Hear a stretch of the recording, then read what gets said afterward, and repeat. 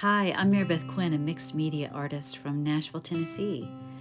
And today I'm going to be doing an abstract botanical and just talking my way through it and telling you about this commission that I recently finished for a couple that they commissioned from me for their 30th wedding anniversary. This was their gift to each other, and it was very, very special and rewarding, as you'll hear why here in just a little bit. But here you're seeing me just put on the very first layer of color. This painting is going to have many, many layers, as you will see. So pretty much everything that I'm putting down here will not be seen in the final product, but I try to put down colors and marks that will inspire what comes next. So I'm always working, even though it may or may not be seen, I'm actually working to inspire the very next layer or the very next brushstroke, something that will lead me to what's next. Because I don't have a specific plan, I have a general plan at this point. They have shown me other artworks of mine that they really like. They've told me what aspects of those that they like and what they would like in them. And now I'm off. So I'm just sort of going in a general direction. I have a point on the horizon, and that's about it. So I actually really love what's there so far. But it must be covered. So I'm setting in the areas in which I know that maybe I'm probably going to want some darker, shadowy areas, and just being very patient with the layers. I've discovered along the way that it's the layering in artwork that I really find most interesting. When I find artwork that I love by other artists, if I really am looking, I realize it's the layering that makes it so complex and have so much depth and interest to it. And so that's what I'm really going for at this point in my work. I love seeing the effects of putting just transparent layers of paint over other layers of paint and what shows through.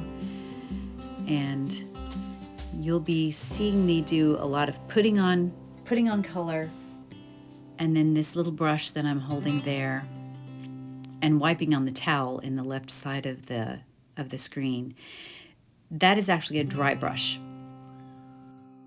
So I put paint on the paintbrush that I have there, apply it to the canvas, and then occasionally I will come in with my dry brush and I'm just smoothing the edges, trying to make things blend, even if they have a lot of differentiation in them. There I am with the dry brush and just smoothing it out.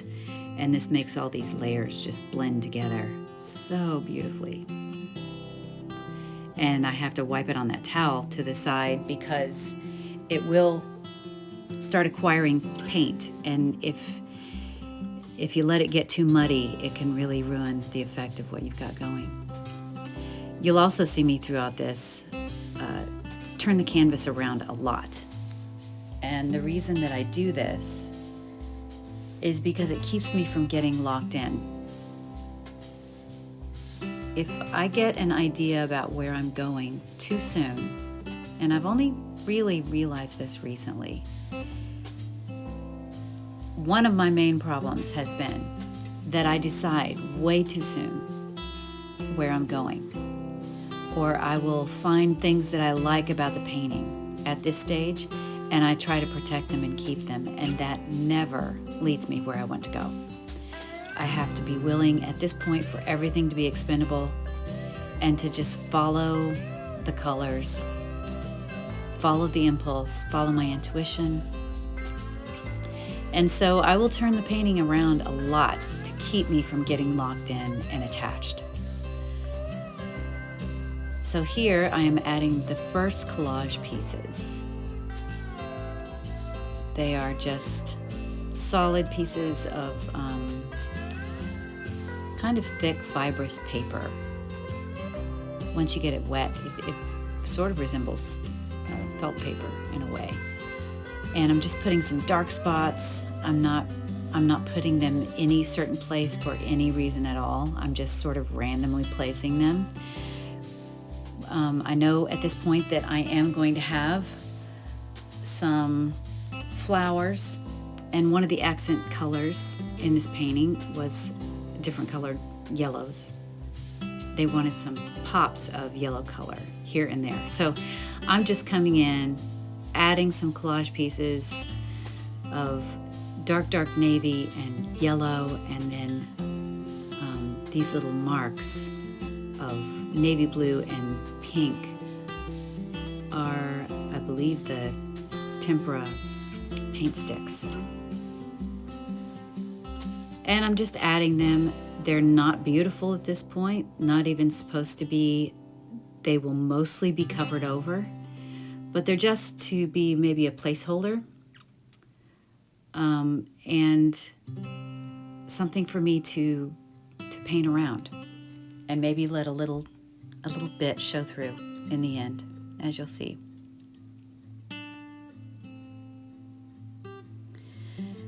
This painting is really, it has a lot of really soothing blues and grays, which I love to paint in blues and grays. As you can see in the painting to the right of me, it's an abstract landscape, and it has a lot of those same colors. I'm really attracted to greens and blues, the colors of nature, and I find myself working with those a lot because they are just so soothing. I like this drip that's happening here, so I'm adding a little bit of water because he's being really slow to get to the bottom. So I was just helping it along. Now I've turned the painting around again, and I'm adding some more pops of color that will be maybe some flowers here and there, some more of that gold yellow color, a light pink, and then I'm filling in around it again. As you'll see, a lot of this process has to do with adding and then toning down, and then adding something more definite and bright again, and then toning it back down, putting on color, smoothing it out. And this is the layering process that I was talking about. It never looks like much at this stage, and it's taken me a long time to realize that it's not supposed to look like much at this stage. And I've realized that I can really relax and let the process unfold. Now I'm adding actually a lot of this color around those bold colors that I've put in for flowers, and I'm starting to pull them back, like I was talking about before, putting on color and then pulling it back. In some cases, I will even make a mark over them so they're halfway obscured. Now I just got paint on my neck. I was not successful in getting that off either, so I usually get paint all over me.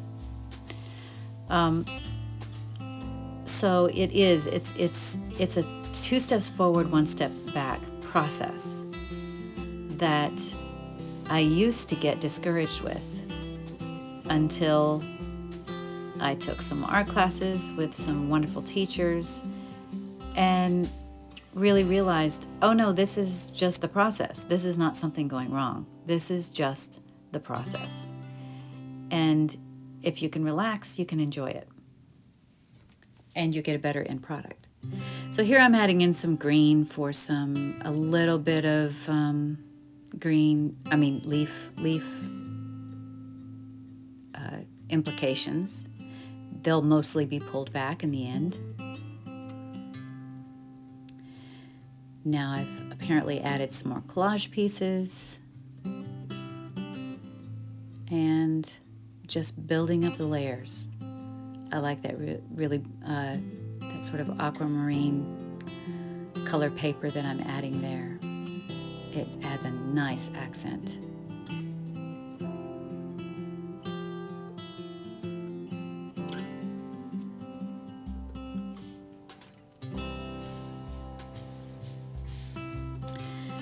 Here I've got the brayer roller, and it really adds a nice effect. You just put the paint on and then you roll the paint around instead of moving it around with a brush. And it adds a sort of a foggy effect, which I really, really like.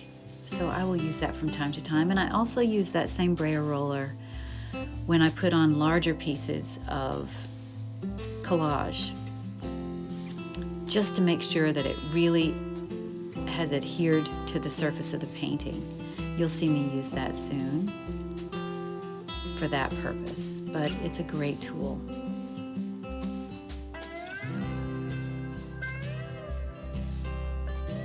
Now I've got a beautiful lavender sort of blue I'm adding in there. It's a very soothing color.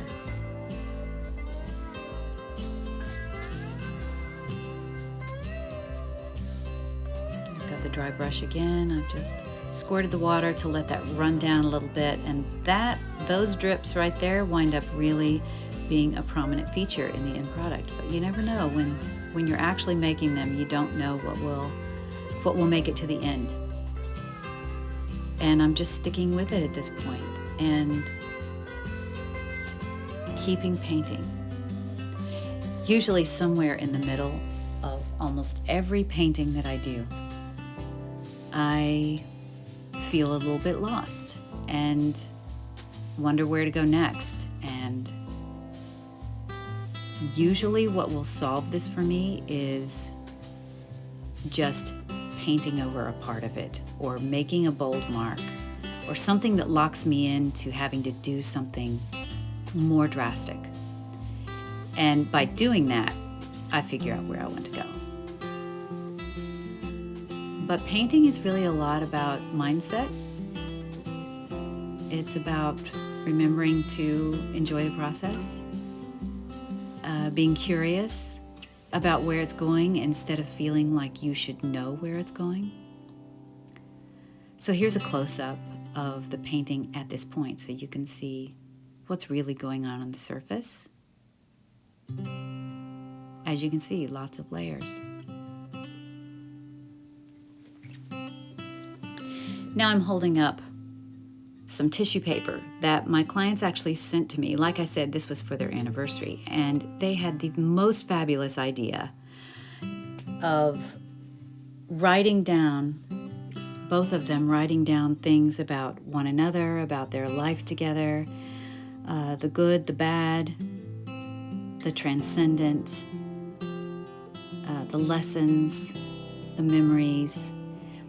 And they knew that I love to add collage elements to my paintings, and that I love to use tissue paper because it's transparent and you can see through to the paint that's underneath it. And so they had the idea of making their own collage papers and having me add them to the surface, which I absolutely loved this idea. I thought it was so special and significant and symbolic. And even though they knew and actually intended for almost every one of those words and sentences to be covered up, they loved doing it because they knew they would always know that they were there, built into the painting. And we talked about how this was just very symbolic to an actual relationship. The number of conversations that you have to have in a long-term partnership and relationship that you won't remember as time moves on, but it will have moved you to a more significant place that is worth marking, worth remembering, worth making a tribute to. So I really loved this idea. I'm sort of all about those little symbolic gestures and marks and elements to a painting that are really representative of the people that they're for. I love meaningful elements like this going into a painting. It really makes it satisfying for me as a painter and a creator.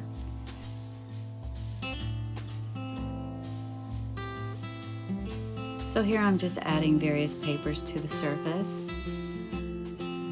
I think this is just a blue piece of tissue paper. It goes really well with the color palette. In the end, it may mostly have paint over it, but a lot of times you can see the faint edges. They add just a tiny bit of texture and interest to the surface. I did take a picture of it at this point and sent it to my clients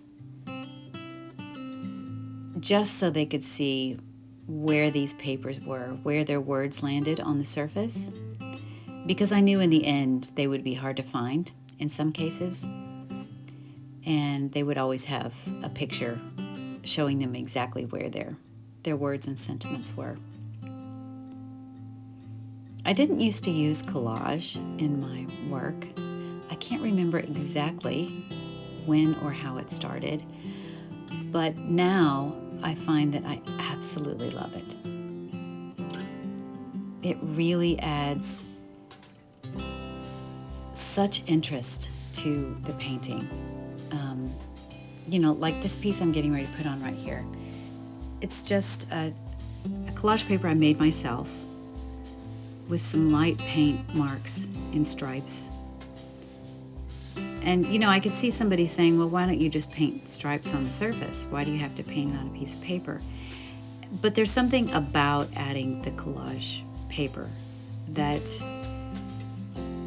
is symbolic and resonant of life in many cases, Sometimes we have to patch things together. Sometimes things that look like one thing on the outside are actually made of many, many small pieces when you really look closely. So I love gestures like that in a painting that really point to the bigger picture. And I love using tissue paper because, like I said before, I think that you can add a mark to the surface, but it's very delicate and it's soft, it adds texture, and you can see what is underneath it, which I really love the symbolism of that. So here I go, turning the painting again, getting a new perspective. Composition has always been one of the challenging spots for me as an artist. I've really had to work at it. It doesn't come as naturally as it does for some other people, I think. And so when I keep turning a painting like this, it's easier for me to see what stands out, what's missing,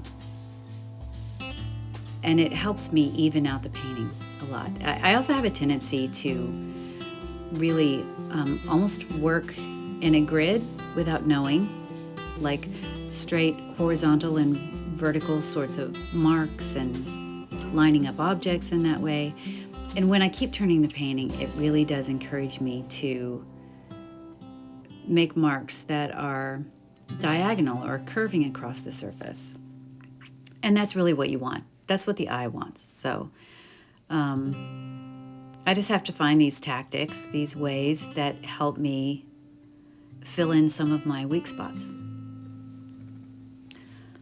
So now you see that I'm accentuating some of the flower marks. I'm just putting in some petals, being very careful not to make them all symmetrical around the flower, but just hints of a petal here and there. I'm using some soft pinks, some soft oranges, and if you really have a strong center to the flower, I find that you really don't have to add much to it. The strong center will hold it together. So as you can see, these layers are really starting to build up.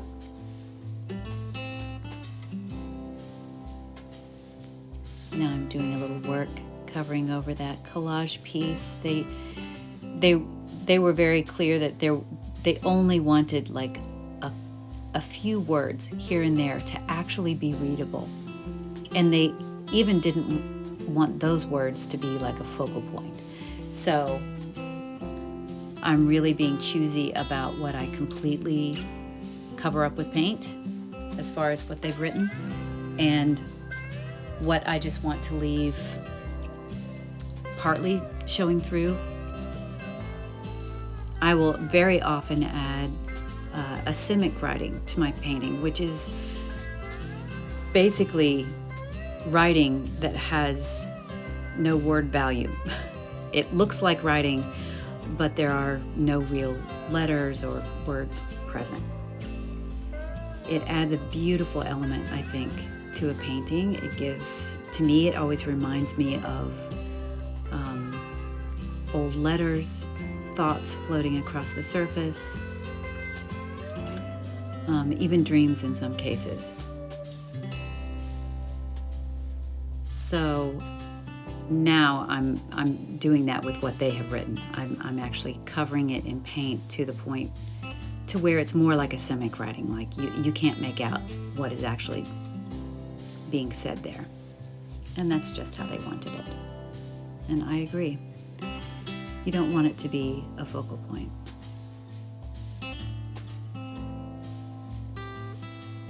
So here, you can't see it yet, but I'm adding in some really soft botanical features, like twigs with leaves on them. And I just want that little bit of definition floating out there on that edge. Later, I come in and I put some contrasting paint around it so you can see it a little bit more clearly. But right now, it fades in to the background. They have decided, I believe at this point, they have decided that they like this positioning of the painting. They like the light at the top. And so I'm sort of concentrating now on, I may still turn the painting, but I'm really concentrating on that this is going to be the presentation. So I'm working with that. Now they wanted some richer tones in the flowers. So I'm adding some magenta on the pink flowers and some deeper orange, red-orange on the orange flowers, and just deepening them so they stand out a little bit more, get richer, more substantial.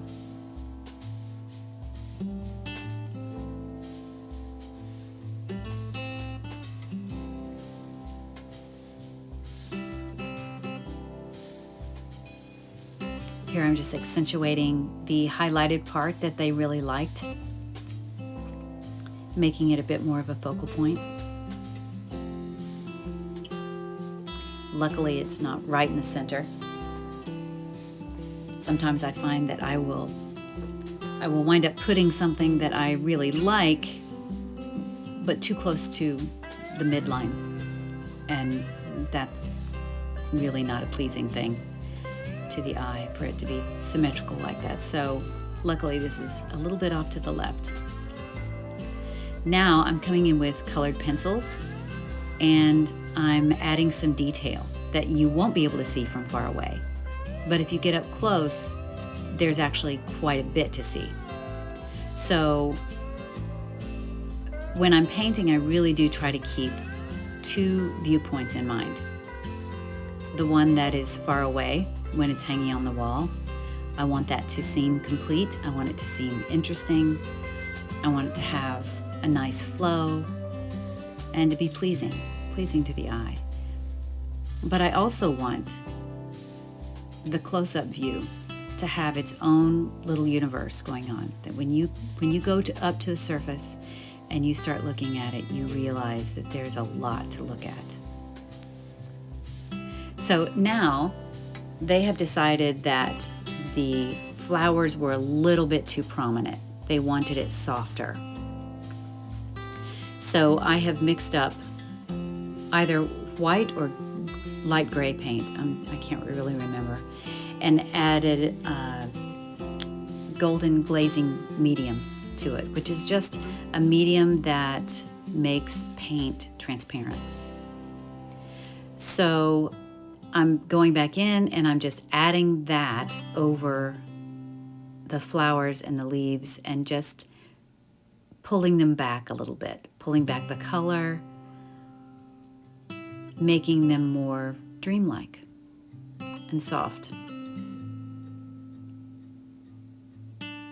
Here I'm adding that contrasting paint around those botanical features there on the right side.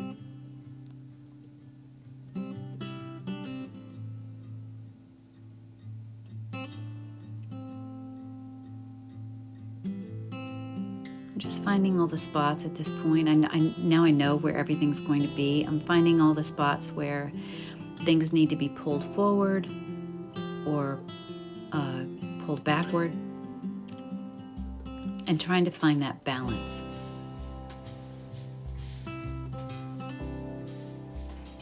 I'm pleased at this point with all the layers. And now I'm covering up in this top left corner. There was a thick piece of collage paper that they didn't necessarily like seeing the edges of. So I'm going back and I'm really trying to camouflage the edges. So at this point, it is done, and I'm putting on a varnish coat. I'm using Liquitex satin varnish. And here's some close-up views of the surface. As you can see, there's lots of those little pencil marks and lots to look at up close and from far away as well. I was really pleased with this one. They chose the name Living because it encompassed everything from their marriage. So I hope that you enjoyed seeing this painting from start to finish, and I hope you will come see me on my Instagram as well as on my website.